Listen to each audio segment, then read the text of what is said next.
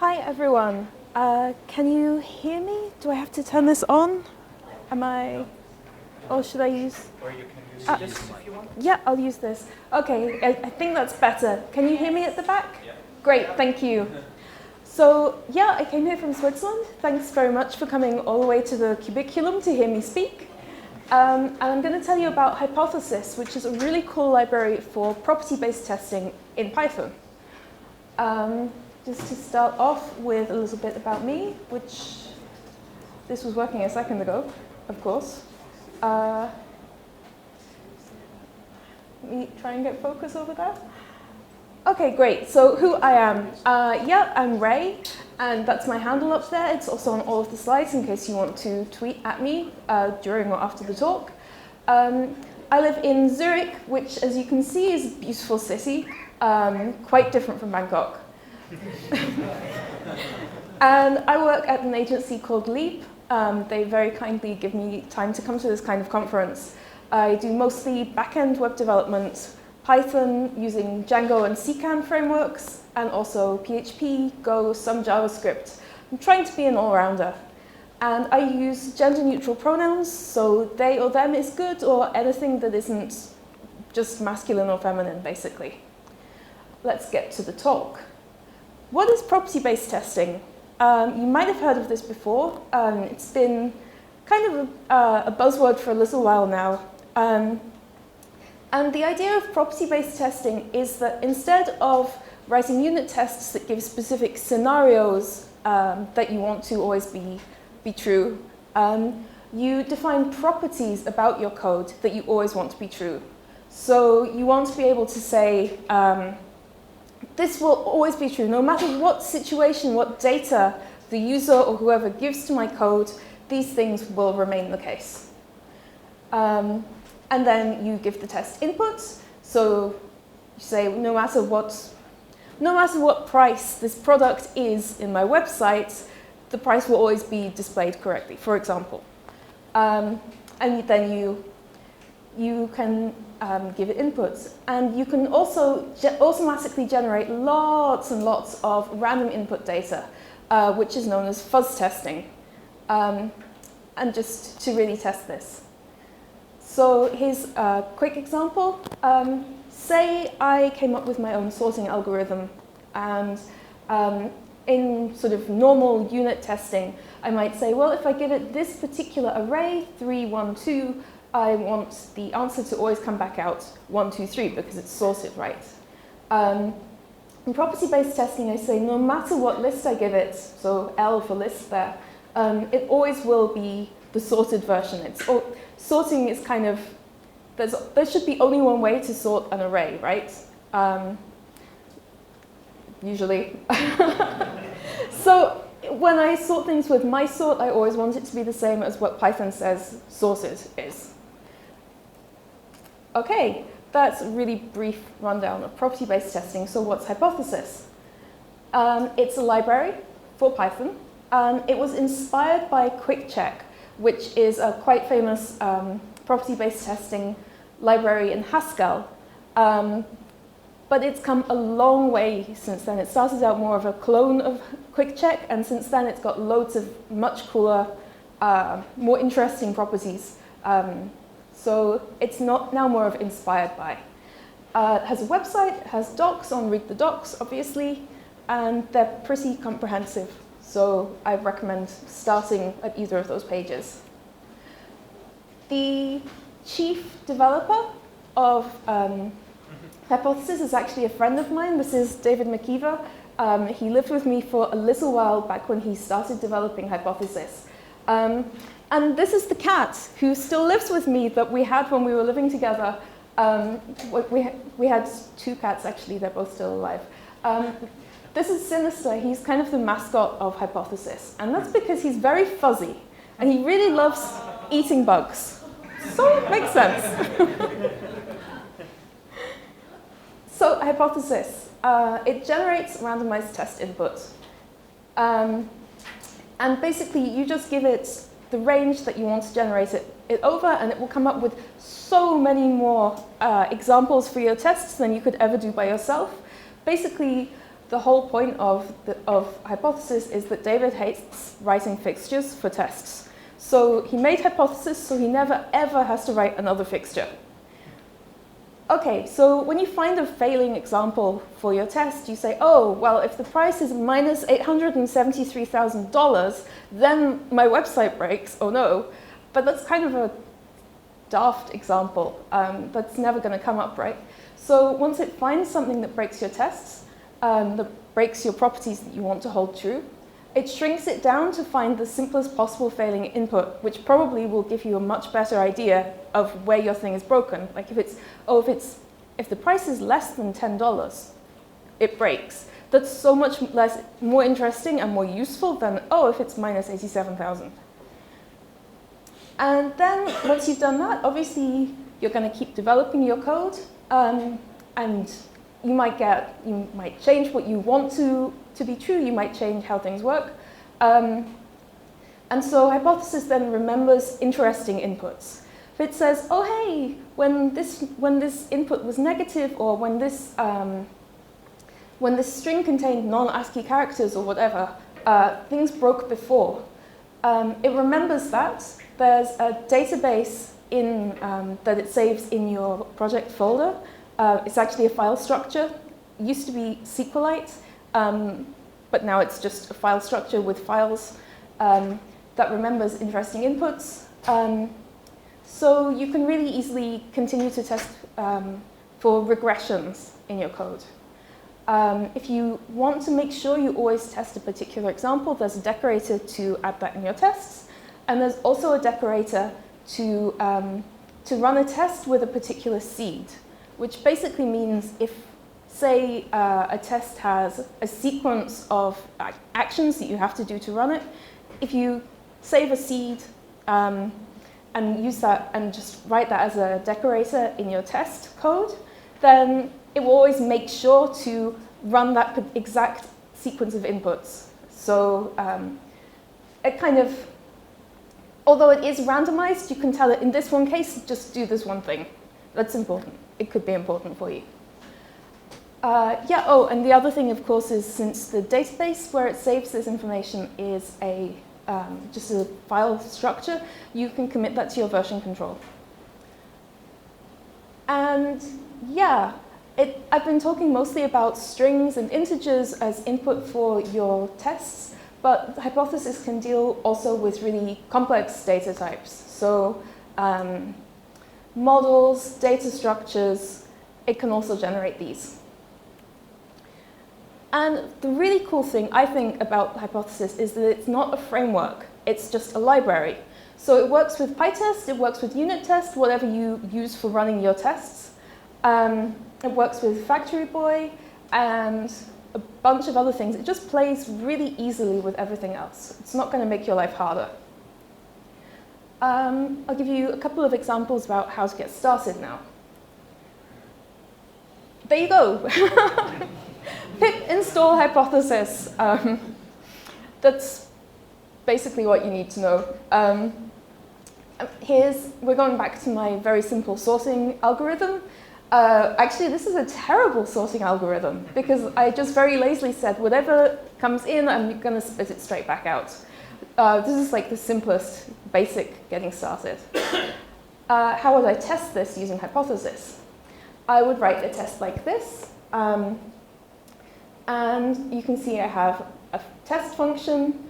I want to assert that when, as we said before, when I use my sort on an unsorted array, it will come back sorted.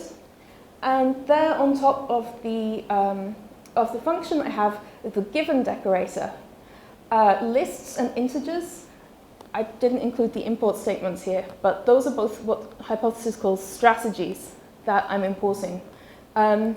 And as you can probably guess, I'm going to say that given I have, as input to this test, a list of integers, then the assert should be asserted.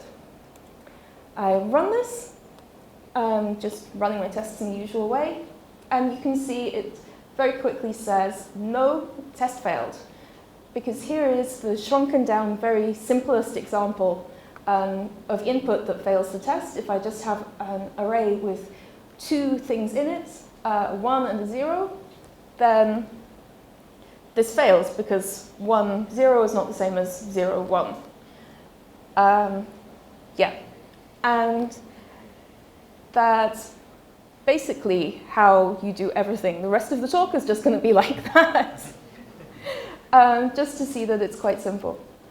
So another cool thing that I really love, because I'm a Django developer, about Hypothesis is that you can integrate it with Django simply. And this is using the setup tools extras feature.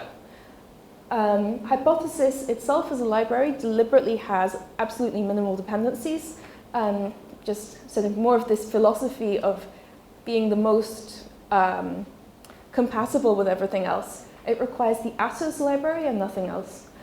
But if you have Django installed, and if you do this, then it will check, setup tools checks for compatible versions, and then this opens up a whole load of new features that you can use to play between Hypothesis and Django.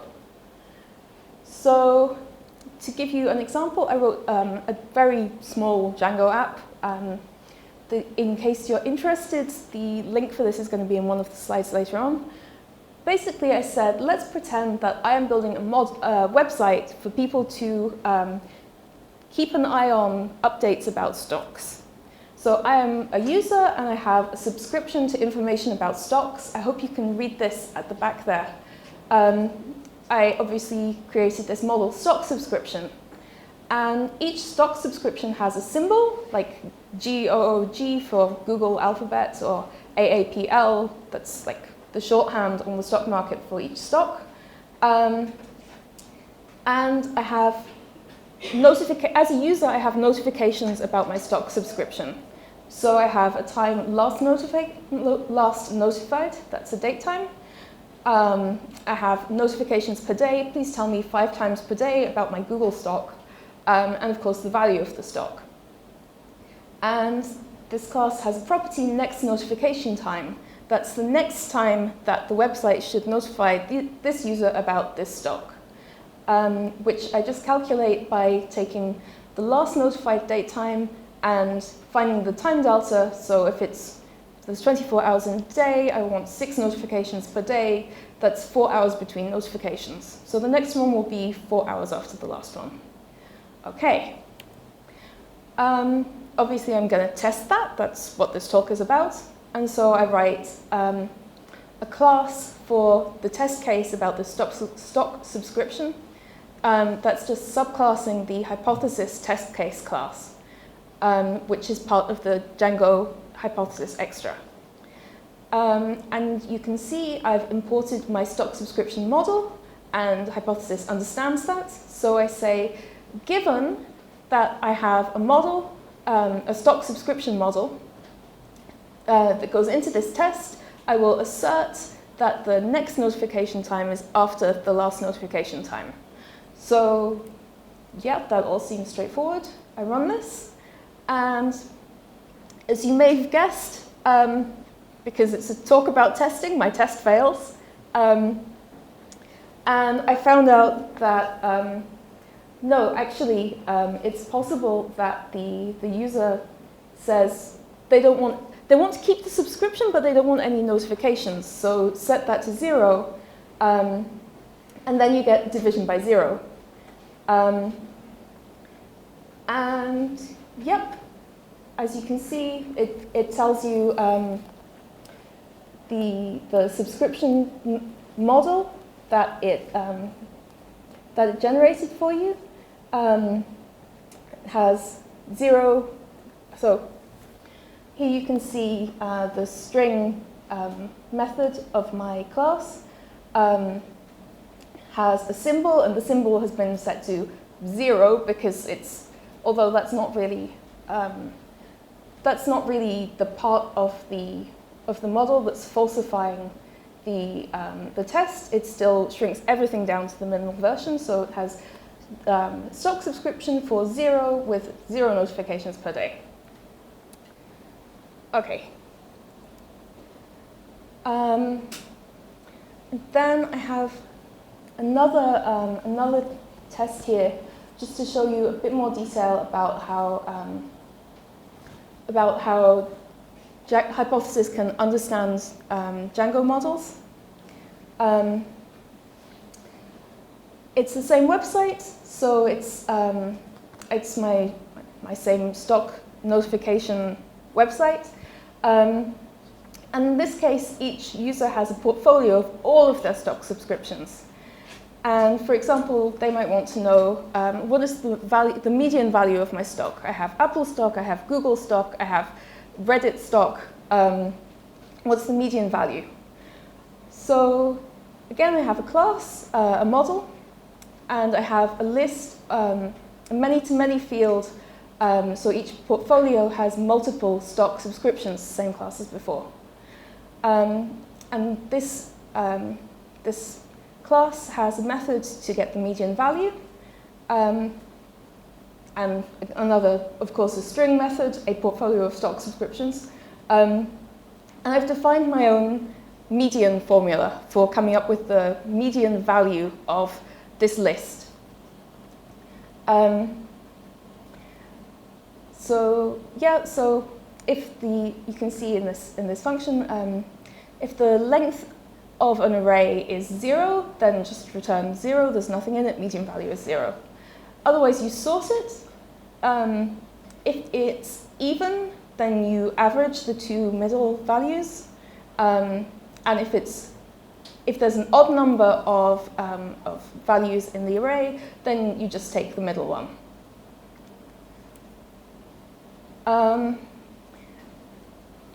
And again, I'm making a test case. And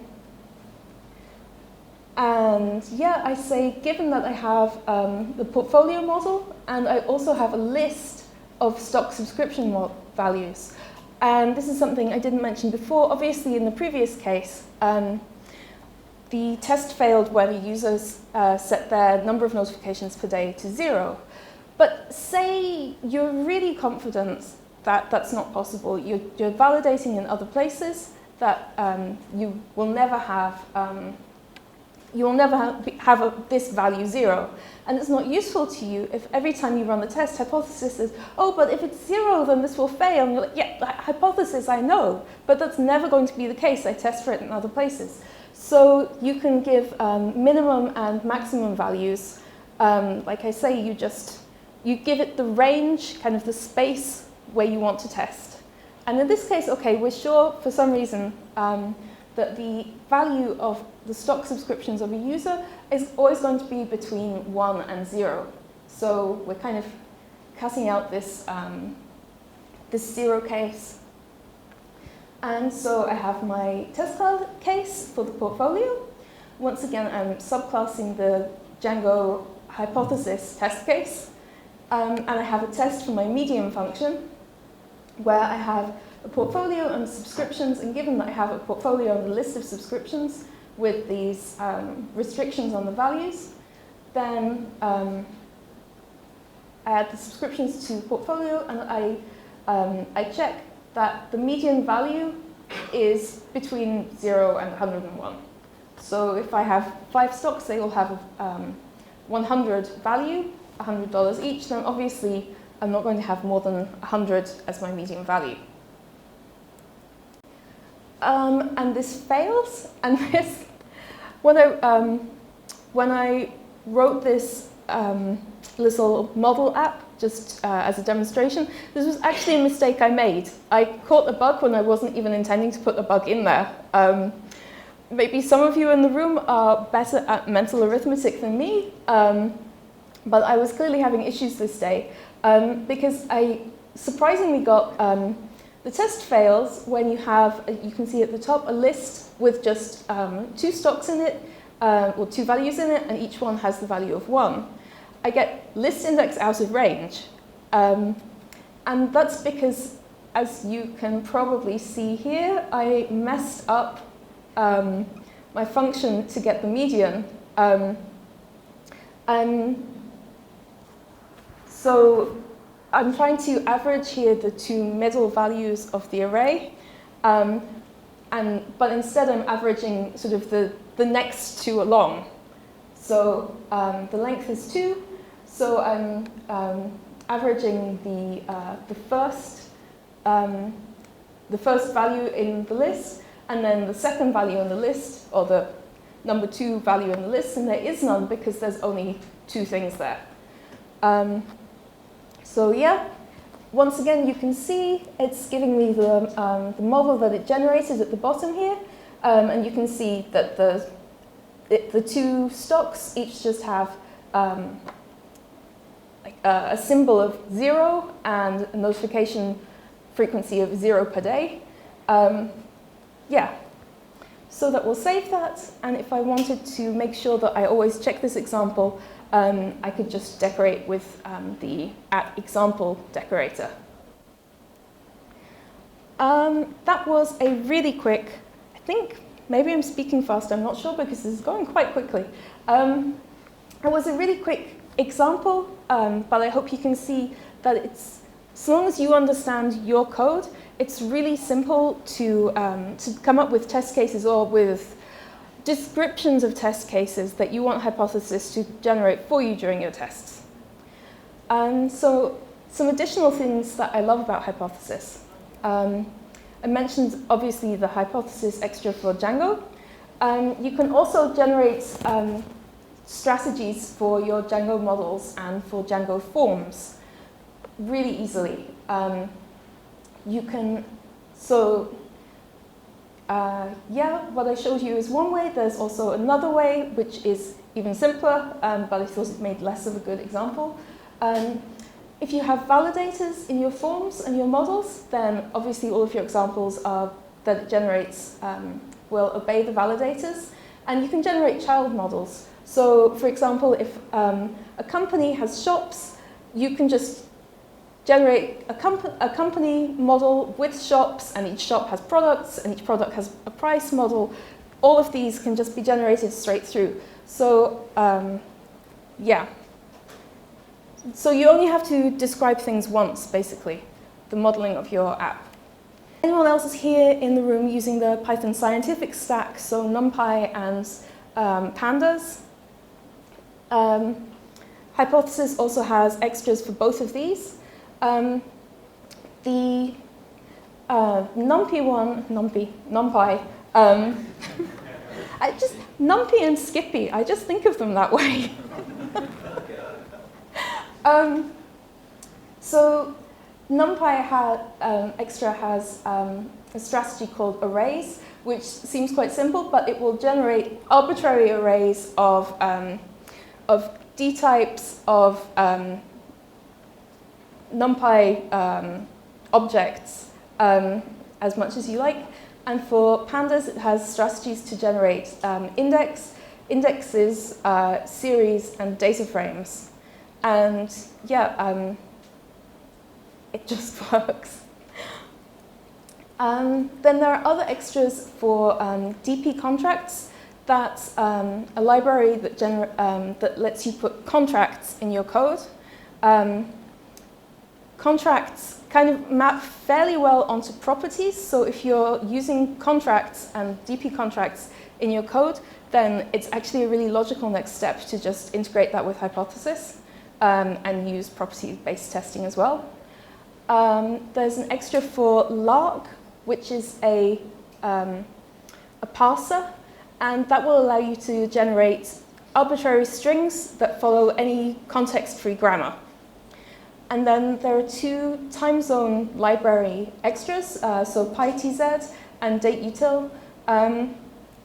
If you're using those in your code, really, as you know, anything that touches time zones, you just want something that works as best it can, so you never have to touch that again. So yeah, this will allow you to test properties about time zones with the minimum amount of fuss as well. And then the last thing, last time I gave this talk was a year ago, actually also the first time I gave this talk, and at that point that was new. It's now up and running. I checked with David yesterday, and he said there's no sort of big new changes in Hypothesis, just constant incremental updates. So this is like the newest, biggest thing. Rule-based stateful testing. And the really cool thing here is previously we've been using Hypothesis to generate data for our tests. But with rule-based stateful testing, you can actually use Hypothesis to generate the tests themselves. You tell Hypothesis the operations that your code can do, and it will try and iterate over all of this, generate tests, generate test input, and yeah, look for sequences of operators that cause failures. So a really big example of where you might do this is if you're writing database code. You have transactions, you have deletions, you have adding and moving things around, and it's quite easy to come up with a weird sequence. Well, it's quite easy for your user to come up with a weird sequence of operations that's going to break everything. And it's pretty easy for Hypothesis to do this too. But for you as developer, it's really surprisingly hard, I find. Yeah, the reason why I feel like Hypothesis is so important for us as developers is that we know our code too well. You know when you're writing an app, don't click this link after you've clicked that one, or just like, run this and then wait, and then you run the other thing, and you just do it without thinking. It's really amazing. And if you have, even the person who works at the desk next to you, if you say, hey, will you test something out? It's amazing how badly they can mess everything up, because they just don't know what not to test. And so, yeah, in this way, Hypothesis is a lot like your coworker who sits next to you, except it doesn't have its own work to do. And so it can spend all its time just running and messing up your tests and finding horrible gaps in your own logic, which is great. We all need that kind of coworker. So I guess in summary, this was I really just want to get you the confidence to get up and running and use Hypothesis. Property-based testing, like I said, it's a buzzword, and it comes from Haskell, or a lot of the ideas came from Haskell. Haskell is kind of scary, but actually it's really simple. It's just you tell Hypothesis, my code looks like this, and I want it to work in these conditions. And then it just goes to work, and it finds the cases where it doesn't work. Like I said, I have a little, really tiny example Django app. The code for that is on GitHub, and the slides for this are up on Speaker Deck. So I will let you take a picture in case you want that. And then I'm going to say thank you so much, PyCon Thailand, for having me here to speak.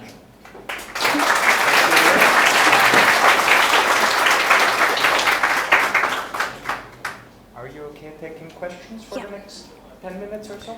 Yeah. If there are any questions. If there's any. I have two questions. The first question being when you talk about it can handle complex data structures.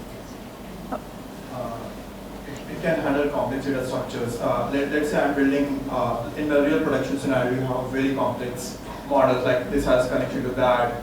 It has one-to-many connections and foreign key. Will it be able to replicate all those scenarios? Yes. And the second one is when you were mentioning that we can give ranges like min and max there. Let's suppose that I want to have min and max, but I don't want to have 0. Like I can have in minus infinity to -1 and then 1 to infinity.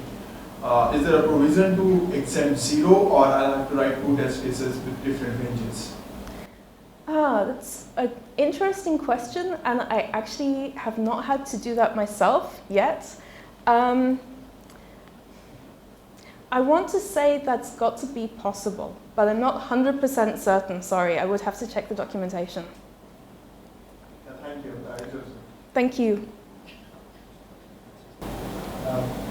Can I generalize hypothesis testing as unit test with auto-generated input values? Sorry, I didn't catch that. Could you say that again? Can I can I generalize hypothesis testing as unit test with auto-generated test values? Yeah, that would be a quick gloss, yeah. Like, I hope I made clear that there are some other features that aren't covered by that, but yeah, basically in the general use case, yeah. So, completely fictional example. Let's say you're writing code that deals with source code. You want to write property-based tests. Are there any helpers to generate example input that kind of looks like human-generated code, or not? Or is that Lark? Or Yeah, I think that would be Lark. Yeah. do you think that's a fairly simple example to use Lark, or?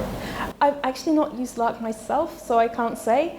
There are definitely strategies in Hypothesis to generate strings and Unicode strings, and binary strings and lots of other things. But yeah, Lark could also be helpful. Thank you.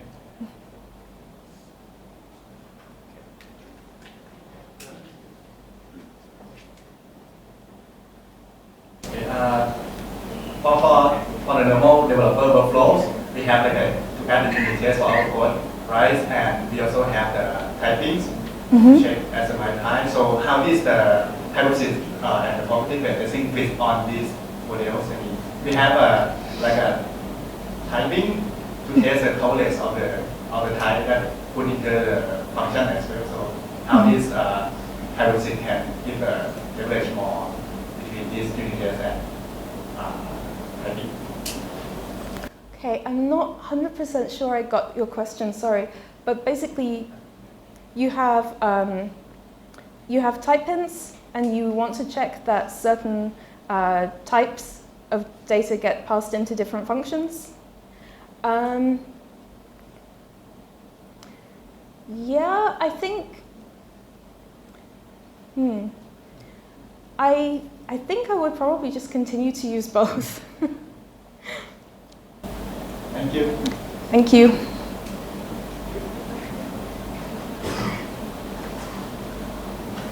So as I understand it, hypothesis library let you define rules so that it can generate test cases according to the rules you wrote.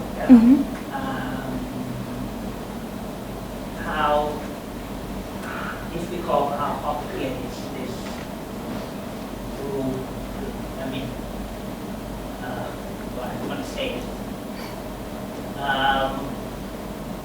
well, how easy or how difficult it is to come up with those rules?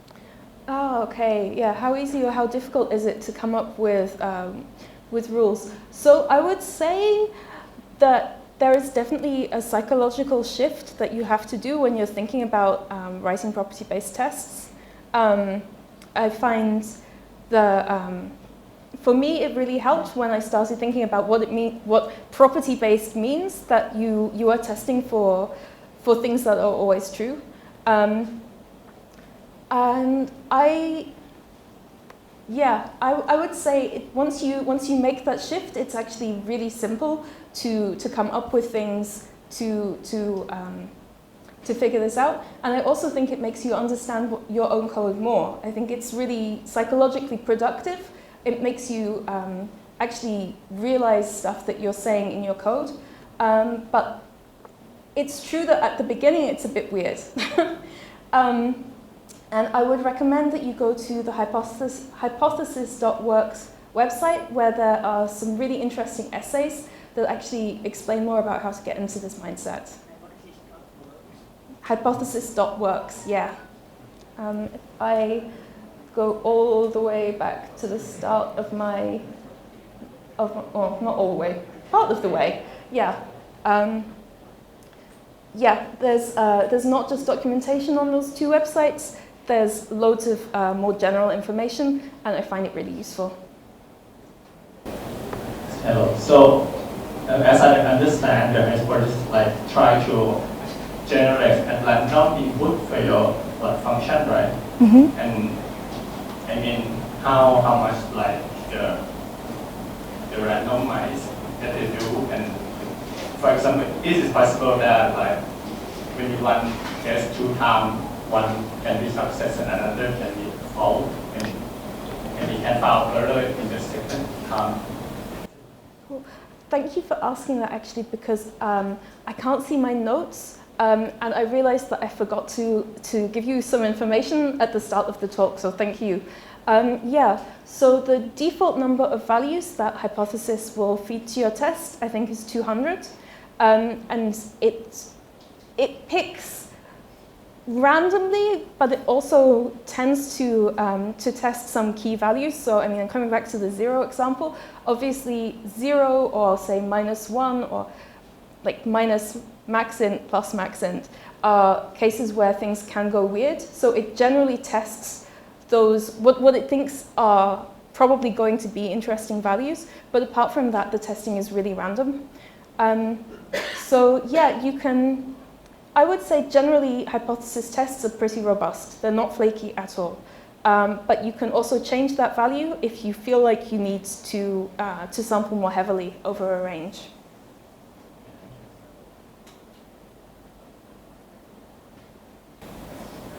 Did you try to use mutable test, mood, cosmic ray, mood pi, something like this? Sorry, I didn't get that.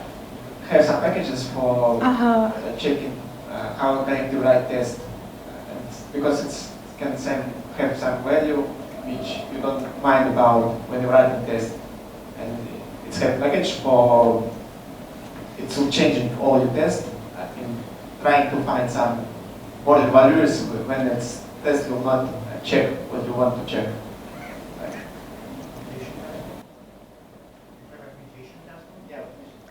Okay.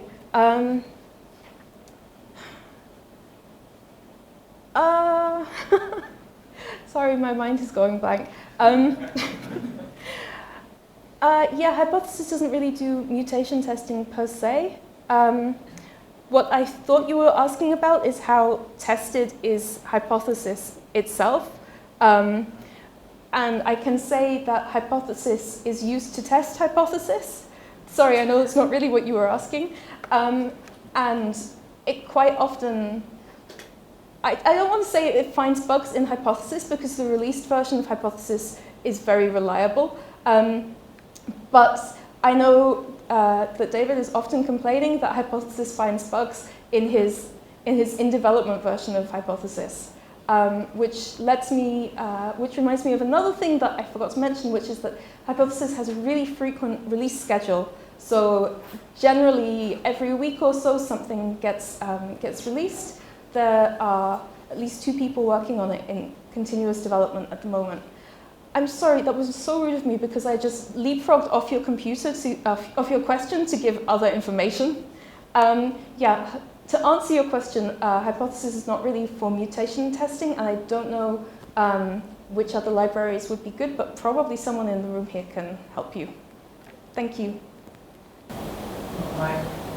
So I got some question. Can we apply this to TDD? Yes, actually you can, and I think that it works really well together with TDD. I don't have much extra information to put there, but I love TDD and I love Hypothesis, and I think actually they work quite well together. Yeah. And how do you normally deal with the data like JSON or dictionary? How do you test it? So Hypothesis will be able to come up with that data itself. That you would have to combine multiple strategies. So I say there are strategies for binary strings, for Unicode strings, for loads of models already, and you can also extend Hypothesis to make strategies for your own models. I mean, even if you're not using Django, it's quite extensible as a lay user. So yeah, you would have to get into it a bit, but you can definitely do that.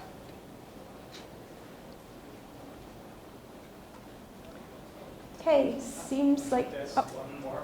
Oh, thanks. Well, this is just out of curiosity. So if we know that there are only finite test cases available, can we tell Hypothesis to generate all test cases for us? I mean, if you know what the edge cases are, you can specify those with the example decorator. I feel like hypothesis is usually pretty reliable at finding the edge cases. And like I said to the previous questioner, you can change the number of examples that it tests. Generally, I would rely on the default value actually pretty well. Yeah, generate all edge cases is kind of the purpose of hypothesis.